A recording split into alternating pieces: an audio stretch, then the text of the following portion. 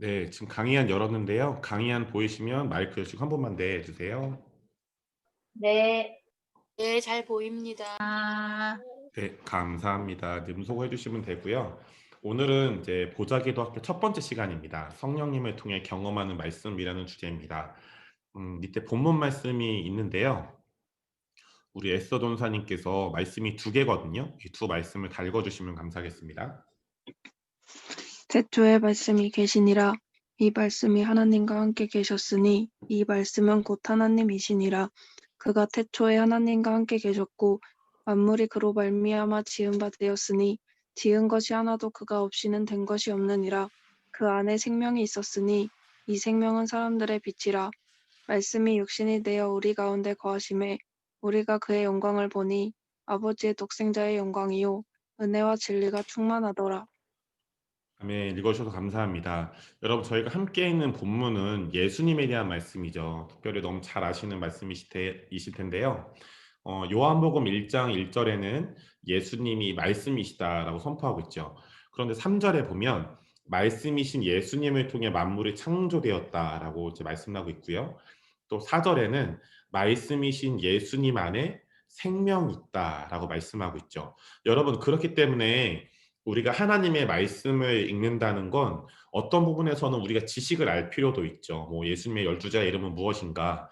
또 성령님이 성경에 보면 생명의 영이시지만 또 그분이 영광의 영이시다라는 어떤 그런 여러 다른 이름들을 갖고 있고 또 여호와의 일곱 영, 성령님의 다른 표현이잖아요.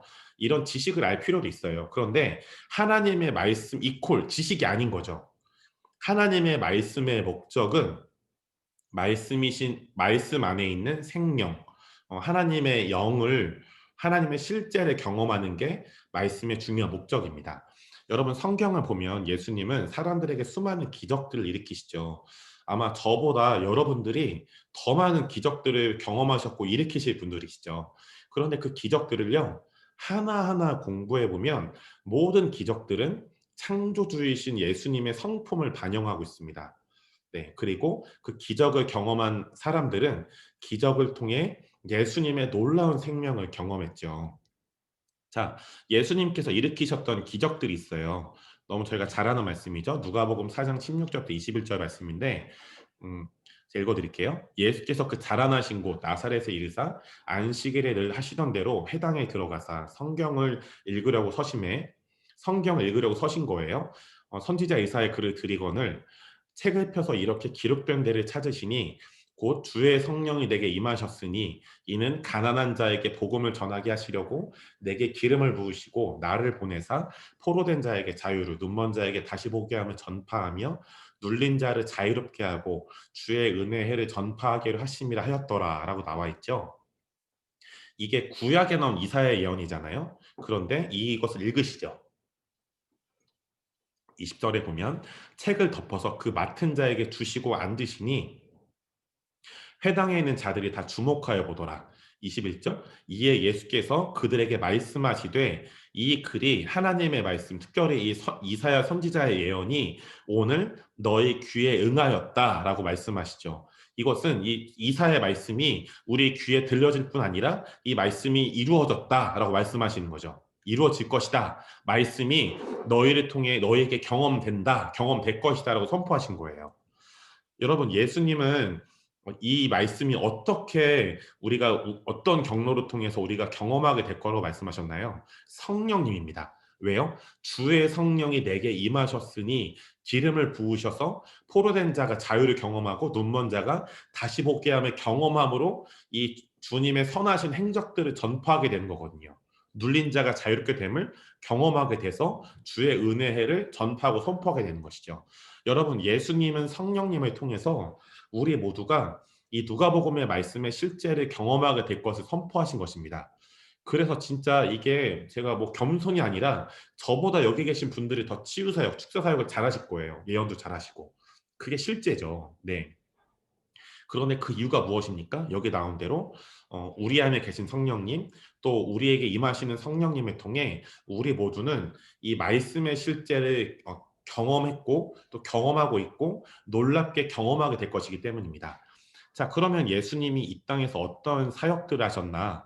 네 가지 사역을 하셨죠. 제가 마태복음 10장 7절부터 8절 말씀을 가져왔는데요. 가면서 전파하여 말하되 천국이 가까이 왔다 하고 천국을 전파하셨죠. 하나님 나라를. 또 병든 자를 고치며 치유 사역을 하셨죠. 죽은 자를 살리며 나병원 자를 깨끗하게 하며 치유 사역을 하셨죠. 또 귀신을 쫓아내되 축사 사역을 하셨죠. 너희가 거저받았으니 거저주라 말씀하셨죠. 그리고 요한복음 4장에선 예수님이 예언도 하셨어요. 또 말씀도 가르치셨죠. 치유와 축사, 예언, 가르침, 복음 전파 이 네 가지 사역을 하셨어요.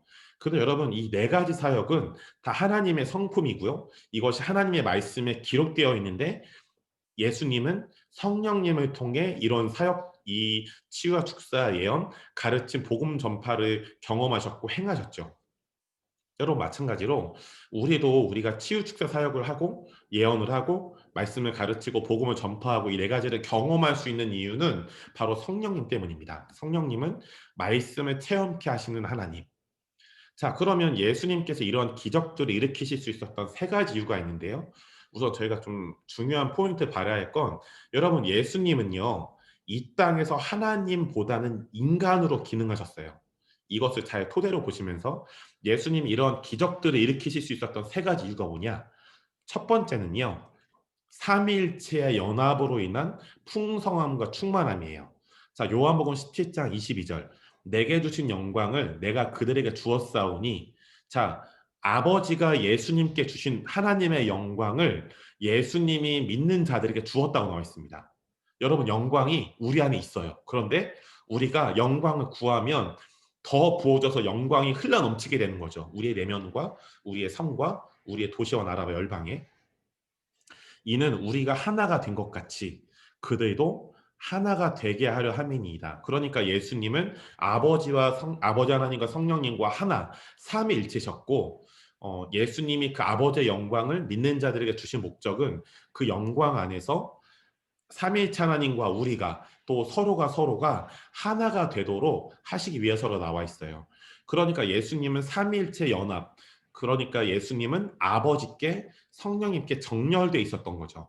정렬을 통해서 하나님의 아버지 안에 있는 그 풍성함과 충만한 것들을 사용할 수 있게 된 것이었어요. 여러분 정렬은 우리에게 풍성하고 충만한 공급을 가져옵니다. 여러분 아멘이시죠? 이 원리가 여기에 나와요. 사도적 정렬의 원리가 여기서도 나오는 것이죠.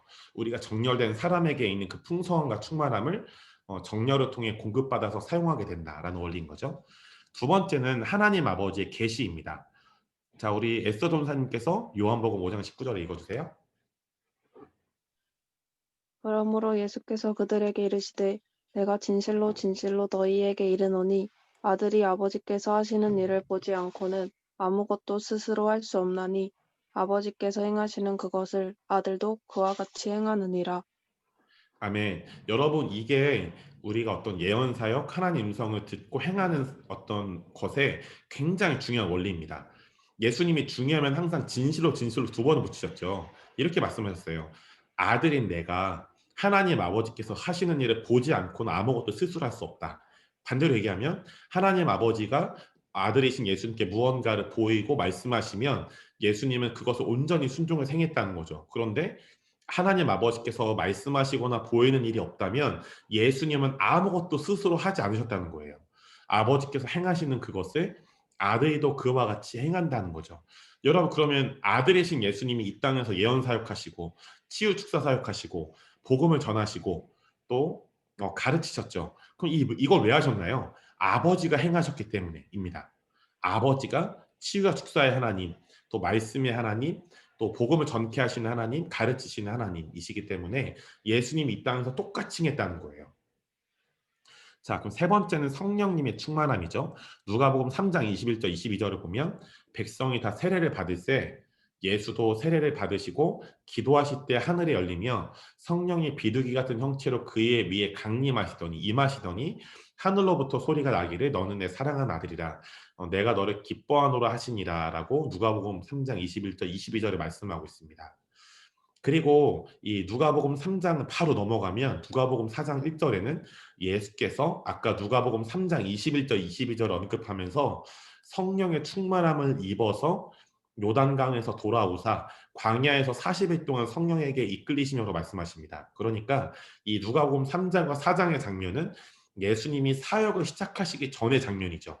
예수님이 사역을 시작하시기 전에 성령님의 충만함을 받고 사역하셨듯이 우리도 사역을 하면서 또 사역을 하는 동안 순간마다 성령님의 충만함이 필요하다는 것이죠. 자, 이 원리가 이렇게 나와 있습니다. 에베소서 5장 18절에 보면요. 술 취하지 말아라. 이는 방탕한 것이니 오직 성령으로 충만함을 받아라 라고 나와 있는데요. 여러분 헬라어로 보면 이 성령의 충만함을 받아라 라는 게 헬라어의 시제로는 현재 완료 진행이에요. 이건 무슨 말이냐? 어떤 것이 과거에 완료가 되었지만 동시에 이건 지금도 진행되고 있는 거죠. 이걸 이렇게 한번 설명해 보시죠. 제가 지금 이제 여기 책상이 있는데요. 책상에 잔이 있어요. 커피 잔이 있고요. 전 커피를 굉장히 좋아합니다. 커피를 물처럼 막 먹어도 잠이 되게 잘 오는 사람인데요. 그렇다고 막 커피 중독자는 아니에요. 네. 그런데 이 커피를 마시기 전에 아까 어떤 분을 상담하면서 제가 물을 마셨어요.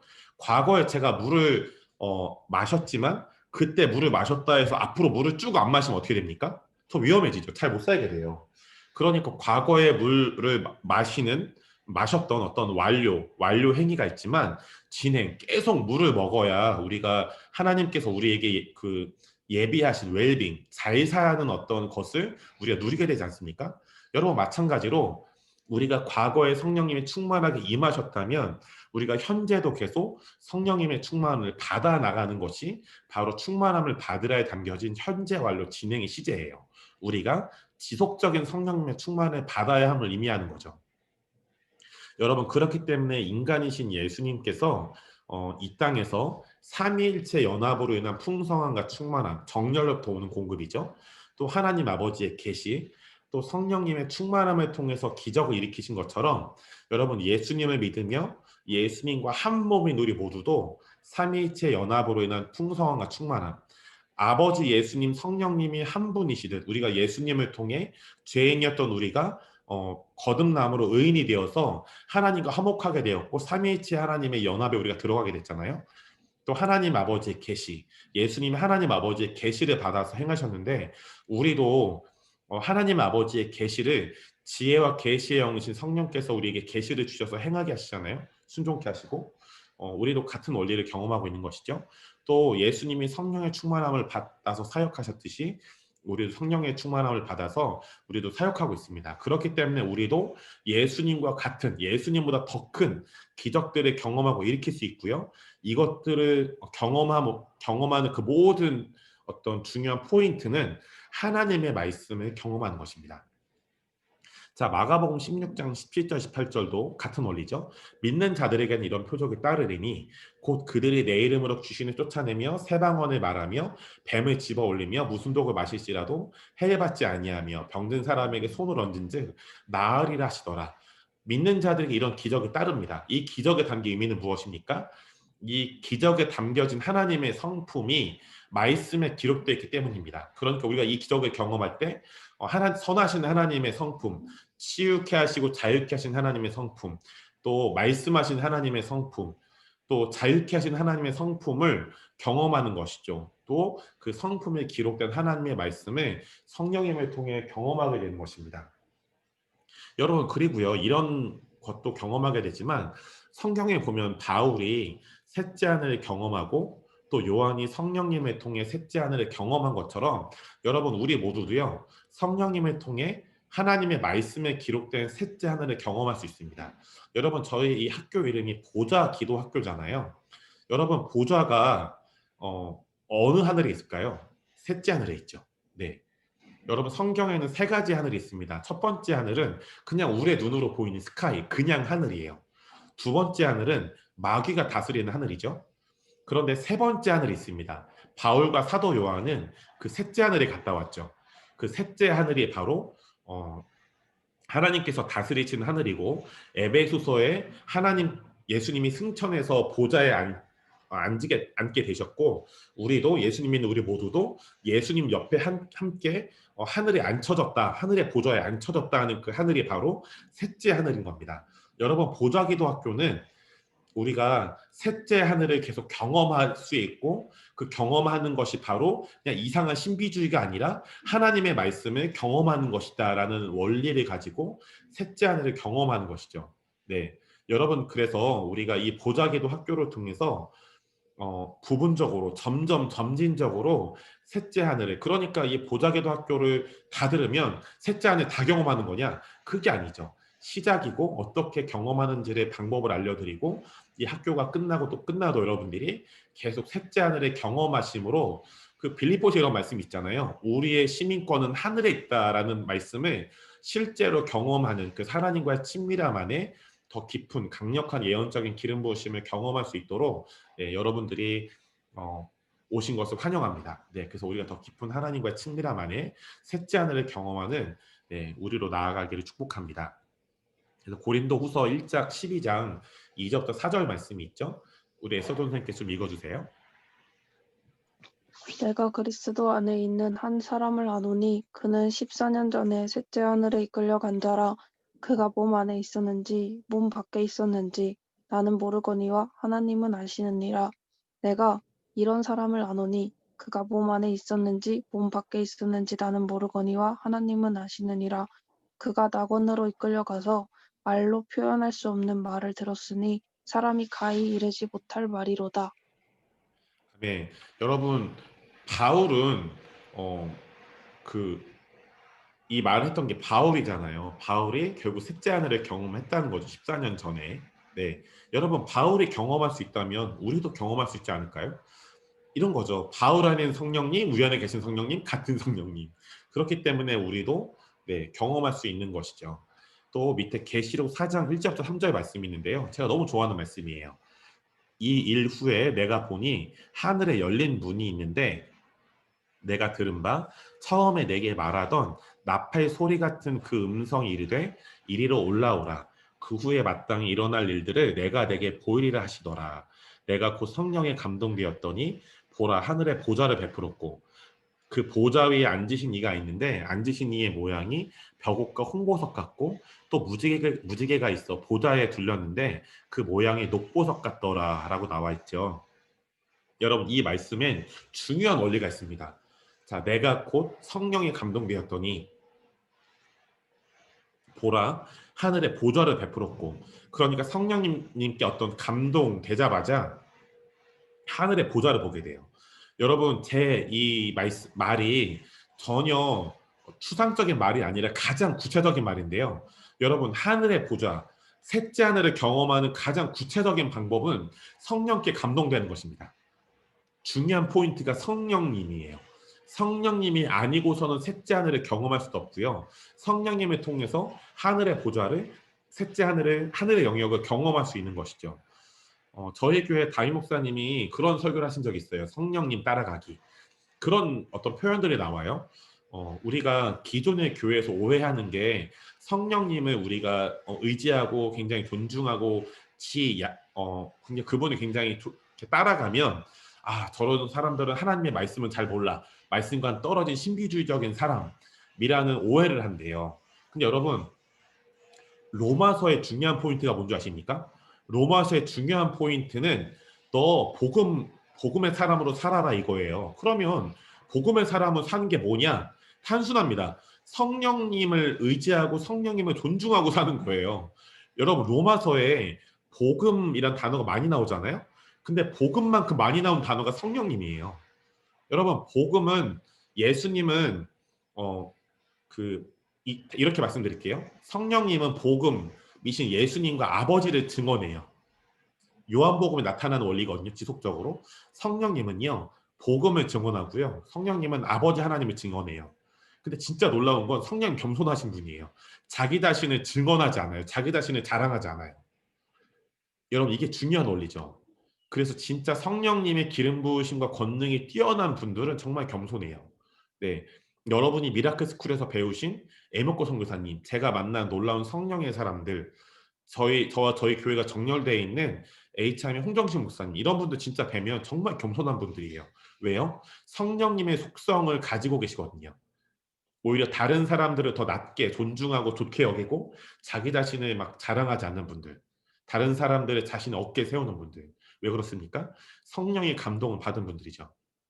여러분, 우리가 하늘의 보좌, 셋째 하늘을 더 깊이 경험하기 원하신다면 우리가 성령님을 온전히 인정하고 존중하고 환영하게 될 때 놀라운 셋째 하늘과 그 하늘의 보좌를 더 깊이 경험하게 될 것입니다. 여러분, 제가 최근 어떤 책을 읽었어요. 그 책에 빌 존스 목사님이 이런 글을 쓰셨어요. 여러분, 빌 존스 목사님은 오중사역 안에서 사도국 교사죠. 그런데 사도국 교사인 분이 이런 글을 썼어요. 지금 교회에 가장 필요한 것 중 하나는 바로 천국 체험입니다. 여러분, 사도국 교사면 여러분 지금 교회 진짜 필요한 것은 교회 개척이고 성경 많이 읽는 거고 성경 학교로 다니는 걸 할 수 있는데, 그 사도국, 성숙한 사도국 교사인 그분이 하시는 말씀, 지금 교회에 가장 필요한 것 중 하나는 바로 천국 체험이라는 거죠. 하나님은 천국의 마음을 정박시킨 사람들에게, 천국, 하나님 나라의 마음을 고정한 사람들에게 이 땅의 자원, 실제를 맡긴다는 거예요. 여러분, 저도 신학을 공부한 사람이지만 신학교, 전통적인 신학교에는 어떤 부분에서 제한이 있어요. 왜냐하면 말씀을 경험하기보다 말씀을 조각조각 분해하고 말씀을 경험하기보다는 말씀보다는 신학을 우선으로 세워버리죠. 말씀보다 신학을 우선으로 세워버려요. 그러니까 성령님을 존중하지도 환영하지도 않고, 네, 성령님은 그냥 말씀을 깨닫게 하시고 가르쳐 주시는 굉장히 도덕적인 부분에만 역사하시는 분, 이렇게만 제한해 버려요. 여러분, 그렇기 때문에 여러분이 신학하신 분들 죄송합니다. 저도 신학을 했지만 신학 안에서 우리가 성경의 원칙대로 좋은 것들은 받아들이고 하나님의 말씀과 성령님과 반대되는 것들은 정중하게 분별하여 거절하는 것이 하나님의 성경의 원칙이죠. 여러분, 그런데 제가 계속, 저도 목사지만 말씀을 묵상하고 가르치면서 제 영혼에 외치는 게 있어요. 말씀은 분석할 게 아니라 말씀은 경험하기 위해서 우리에게 주어진 것이라는 것. 말씀은 체험하기 위해서 우리에게 주어진 것이라는 것. 여러분, 이 보자기도 학교를 통해서 하나님의 말씀을 체험케 하시는 위대하신 성령님을 더 경험하시기 바랍니다. 말씀이 영이라면 성령님도 영이시죠. 그래서 영이신 성령님과 영인 말씀은 영인 말씀은 떨어지지 않아요. 동전 앞뒷면인 거예요. 여러분, 제가 강의할 때 이런 비유를 많이 썼는데요. 제가 그 초등학교 때, 네, 엄마가 주시는 용돈을 가지고 오락실에 많이 갔어요. 그런데 그 오락실에 가면 오락을 제가 못했거든요. 막 못한 애들이 진짜 막 기를 쓰고 이기겠다고 오락을 하잖아요. 계속 졌어요. 그렇게 순진하고 막 책밖에 모르고 이런 애였으니까 아유 착하다 경로가. 근데 오락을 하는데 계속 지니까 막 억울하잖아요. 어떻게든 이겨볼 거야 이렇게 해가지고 했는데 돈이 없는 거죠. 초등학생이니까 주어진 돈이 한계가 있고. 그래서 엄마의 지갑에서 손을 살짝 댔습니다. 그때 오락이 한 50원 정도 했던 것 같은데 200원, 300원 훔쳐서 갔는데 오락을 하다가 또 막 잃잖아요. 그러면 저는 거기서 그냥 멈췄어요. 더 하면 큰일 난다고 생각하니까. 근데 제 친구들이 있는데 제 친구들은 겁도 없는 거예요. 그래서 초등학생들이 단순하죠. 동전이 떨어지니까 어떤 애가 아이디어를 낸 거예요. 야, 저기 철물점 앞에 갔는데 아저씨들이 쇠를 깎잖아요. 그 쇠를 깎고 나서 동전같이 굉장히 얇은 쇠들이 바닥에 떨어져 있는 거예요. 근데 얘네가 이거를 볼 때 50원, 100원처럼 보이니까 초등학생들은 단순하잖아요. 야, 그거 주워와서 오락기 기계에 넣자 이렇게 하자는 거예요. 근데 저는 너무 착한 애, 아주 제가 여러분 제 얼굴을 보시면 너무 순수하고 정말 고결하고 퓨어하게 느껴지지 않습니까? 예, 저는 그때 진짜 너무 이렇게 막 마음이 이렇게 막 두려움이 많았던 애여서 그렇게 하면 나중에 죄 짓는 거고 혼날 거야 이렇게 생각하니까 저 빠졌어요. 나중에 확인해 보니까 제 친구는 그렇게 한 거죠. 네, 그리고 그 쇠쪼가리를 동그란 쇠쪼가리를 오락기계에 넣었는데 오락이 됐을까요, 안 됐을까요? 안 돼요. 왜 안 될까요? 동전은 앞면과 뒷면이 다른데 앞면과 뒷면이 제대로 있어야 동전이고 동전이 제대로 있어야만 오락기에 제대로 들어가야만 그 오락기가 동전인 걸 제대로 인식해야만 오락이 됩니다. 여러분, 이렇듯이 복음이 우선이에요? 성령이 우선이에요? 네. 여러분, 둘 다 우선이에요. 복음과 성령은 동전이 앞뒷면이잖아요. 복음과 성령이 다 있어야 이게 하나님 나라의 온전한 기능을 하죠. 복음이 먼저냐, 성령이 우선이냐, 말씀이 우선이냐 따질 필요가 없는 거예요. 다 시간 싸움인 거죠. 우리에게 말씀이 주어진 이유는 말씀을 아주 잘 분석해서 어떤 도덕적인 부분에서만 기준을 높이기 위해서가 아니라 그런 부분도 필요는 합니다. 그런데 하나님께서 우리에게 말씀을 주신 이유는 체험하기 위해서입니다. 그래서 더 말씀을 깊이 체험하시길 바래요. 여러분, 우리는 성령님을 통해 하나님의 말씀을 체험할 수 있습니다. 말씀을 어떤 체험하는 세 가지 단계를 제가 좀 이렇게 배우게 되는데요. 첫 번째는 여러분, 성령님은 그리스도의 몸인 우리에게 임재하셔서 우리를 모든 진리 가운데로 인도하심으로 하나님 말씀을 통해 또 어떤 환상이나 그림이나 감동 이런 계시들을 통해서 하나님의 마음에 있는 깊은 것들 우리에게 가르쳐 주시죠. 계시하십니다. 이것을 임재와 계시라고 부르는데요. 여러분, 특별히 계시는 헬라어 원어로 닫혀진 것이 열려진다는 뜻이 있어요. 무슨 말이냐? 닫혀져 있던 진리가 열려져서 깨달아지는 게 바로 계시인 거죠. 자, 요한복음 16장 13절에 보면 그러나 진리의 성령이 오시면 임재죠. 그가 너희를 모든 진리 가운데로 인도하시리니 진리 가운데로 인도하셔서 닫힌 것이 열려져서 닫혀져 있던 진리가 열려져서 깨달아지는 것, 이것이 바로 계시죠. 첫 번째 단계는 임재와 계시입니다. 여러분, 그렇기 때문에 여러분이 보좌 기도든 하나님의 말씀이든 어떤 계시를 받기 위해서 애쓰고 수고하는 것도 중요해요. 그런데 더 효과적으로 계시가 오게 하는 방법이 있습니다. 하나님의 임재가 강력한 곳을 가세요. 하나님의 임재가 강력한 예배를 들으시거나 하나님의 임재가 강력한 찬양들을 틀어놓으시고 주님을 기다리시기 바랍니다. 하나님의 임재가 강력할 때 계시는 우리에게 정말 명확하게 더 강력하게 주어지기 마련입니다. 자, 두 번째 경험, 체험이죠. 성령님은 우리에게 하나님의 말씀인 예수님에 대해서 증언하심으로써 우리가 하나님의 말씀을 체험케 하시죠. 자, 아까는 임재와 계시였어요. 그럼 계시된 말씀은 반드시 우리에게 체험이 됩니다. 요한복음 15장 26절을 보면 내가 아버지께로부터 너에게 보낼 보혜사 성령님이시죠.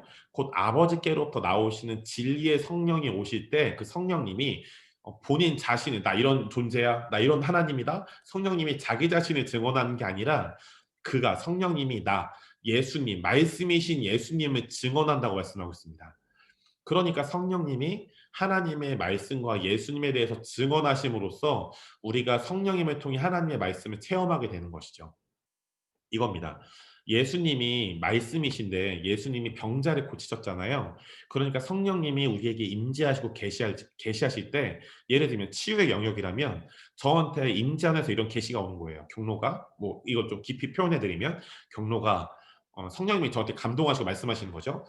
내가 증언한 예수님은 성경에도 또 과거에도 현재도 지금도 미래에도 치유하시는 분이시다라고 계시가 온 거예요. 그러면 그 계시가 오는 데서 그치는 게 아니라 성령님은 저와 여러분에게 치유 사역이라면 치유할 수 있는 치유의 말씀, 치유의 어떤 실제들, 치유의 기름 부으심, 뭐 치유의 불을 부으셔서 저에게 치유를 경험케 하시고 또 저를 통해 다른 이들을 치유케 하시죠. 이게 바로 체험의 부분입니다. 그리고 세 번째 부분이 있어요.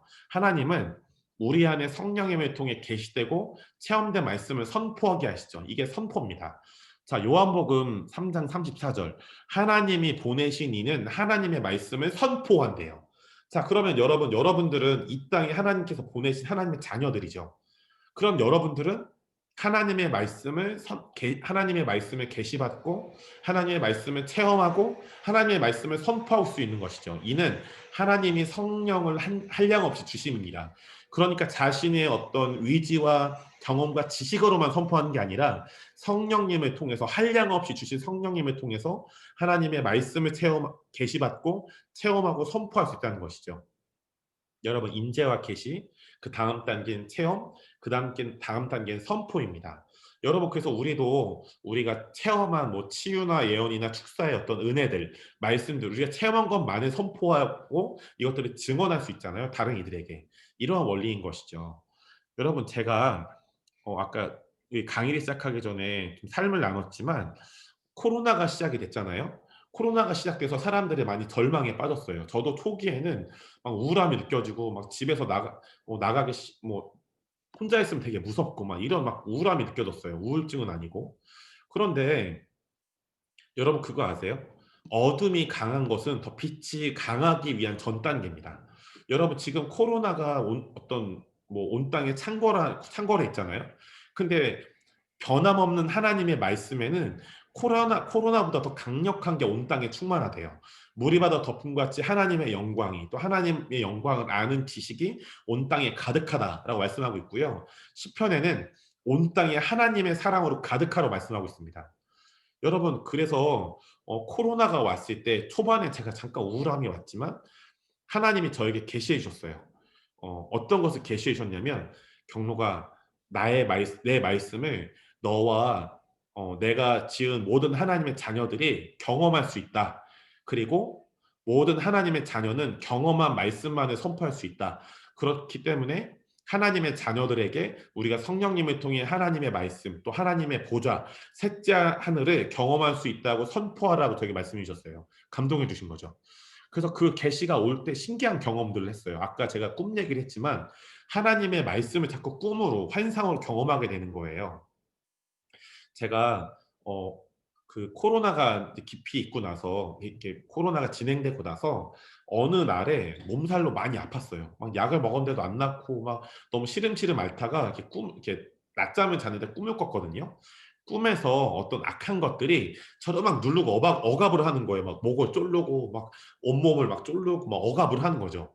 그런데 갑자기 어디선가 꿈 안에서 믿음, 영어로 faith, 믿음이란 단어가 들리는 거예요. 실제로 믿음이라는 단어가 들렸고, 그 믿음이란 단어를 듣자마자 갑자기 저를 누르고 억압하던 모든 것들이 떠날 뿐 아니라, 실제로 아직 꿈이 깨기 전인데 믿음이란 단어가 들리자마자 나를 누르고 억압하던 존재들이 떠날 뿐 아니라 꿈이 깨기 전에 그 자리에서 몸살이 한 번에 났고요. 그러니까 꿈을 깨자마자 몸살이 다 났어요.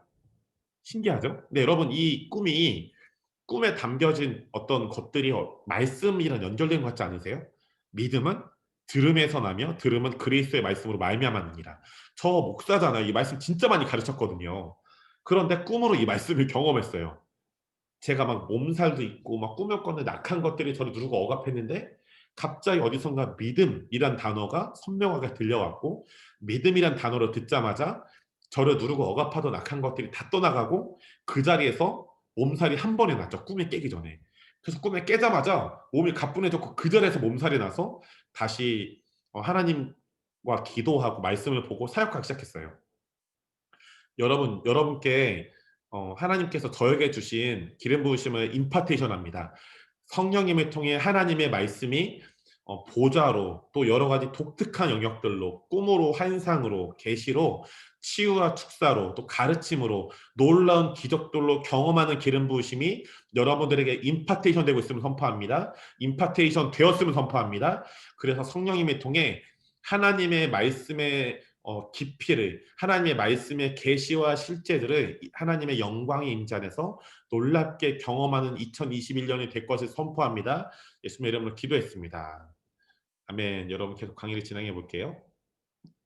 자, 여러분, 그래서 오늘은 첫 시간이기 때문에 그 강의를 좀 짧게 준비했는데요. 여러분, 예언 사역도 결국 성령님을 통해 하나님의 말씀을 경험하는 것이죠. 자, 아멘이시죠? 자, 여러분, 사랑을 추구하며 신령한 것들을 사모하되 특별히 예언을 하라라고 나와 있잖아요. 고린도전서 14장 1절. 그렇죠? 그래서 우리가 예언을 해주고 예언을 받는 것도 성령님을 통해 하나님의 말씀을 경험하는 거죠. 왜 이게 하나님의 말씀을 경험하는 거예요? 하나님은 어떤 성품이 있나요? 우리에게 말씀하시고 우리와 교제하기를 원하시는 하나님. 하나님은 우리가 말씀하기 원하시고, 우리에게 말씀하시기 원하시고, 우리가 교제하기 원하시는 하나님의 성품을 말씀에 기록하셨죠. 그래서 우리가 예언 사역으로 다른 사람을 섬기고 하나님의 음성을 들을 때 우리와 교제하기 원하시고, 우리에게 말씀하기 원하시고, 하나님의 사랑을 전하기 원하시는 하나님의 성품, 하나님의 말씀을 경험하는 것이죠. 그래서 고린도전서 14장에는 예언을 하려고 하라, 또 고린도전서 14장 39절 40절에는 예언하기를 사모하라라고 굉장히 강조하고 있는 거예요. 예언 사역은 하나님의 말씀, 성령님을 통해 하나님의 말씀을 경험하는 것이기 때문에. 자, 그러면 오늘 여러분들 중에는 예언 사역을 한 번도 안 해보신 분 있을지도 몰라서, 혹시나, 근데 저보다 잘하시는 분이신 것 같은데 다들 저는 예언 사역을 굉장히 쉽게 가르치고 쉽게 하게 하고 저도 쉽게 합니다. 왜냐? 두 가지 말씀만 기억하면 되거든요. 첫 번째 말씀은 고린도서 1장 22절이에요. 그가 또한 우리에게 인치시고 보증으로 우리 마음에 성령을 주셨느니라. 여러분, 이 말씀을 그대로 믿으시죠? 그러면 우리 마음에 성령을 주셨어요. 그렇죠? 그리고 로마서 8장 6절. 육신의 생각은 사망이요. 사탄과 귀신들이 또 우리 안에 변화되지 않은 패러다임, 옛사람의 패러다임, 또 상처로 오는 어떤 패배적인 패러다임들, 또 사탄과 귀신들이 주는 속임들, 이런 육신의 생각은 사망이래요. 사망은 어때요? 어둡고 절망적이고 부정적이죠. 그러나 영이신 하나님이 주시는 생각은 생명과 평안이래요. 밝고 긍정적이고 믿음이 가득하대요. 여러분, 이 두 가지 말씀을 원리화시키면 이렇습니다. 여러분, 모든 인간에게는, 특별히 믿는 우리에게는 우리의 마음에 생각이 있다면 두 가지 생각이 들어와요. 한 가지 생각은 뭐예요? 부정적인 생각들. 두 번째 생각은 뭘까요? 긍정적인 생각들. 그래서 저는 예언 사역을 가르칠 때 이렇게 가르쳐요. 예언 사역은 숨쉬기보다 쉽다. 왜일까요? 우리 안에 들어오는 모든 부정적인 생각들을 거절해 버리고 우리 안에 떠오르는 긍정적인 생각들, 이게 믿음의 생각들이죠. 또 우리 안에 떠오르는 성경 말씀들, 갑자기 떠오르는 어떤 그림들을, 긍정적인 것들을 믿음으로, 사랑으로, 소망으로 선포해 주면 돼요. 부정적인 것들을 다 거절해 버리고 우리 안에 떠오르는 긍정적인 모든 것들을 나에게, 다른 사람들에게 선포해주고 축복해주는 게 바로 예언사기거든요. 그러니까 여러분, 예언 사역을 잘하기 위해서는 정확도라는 그 기준을 내려놓으시면 됩니다. 오히려 여러분이 하나님의 사랑과 마음으로 다른 이들을 축복하고 나는 부정적인 것들을 거절하고 긍정적인 하나님이 주시는 믿음의 것들만을 축복하고 전할 거다라는 믿음으로 하시면 정확도가 높아질 것입니다. 여러분, 그래서 2021년에 또 보자기도 학교를 진행하면서 여러분들이 더 깊이 성령님을 통해 하나님의 말씀을 셋째 하늘을 경험하신 여러분 되시기를 축복합니다. 자, 여러분, 오늘 강의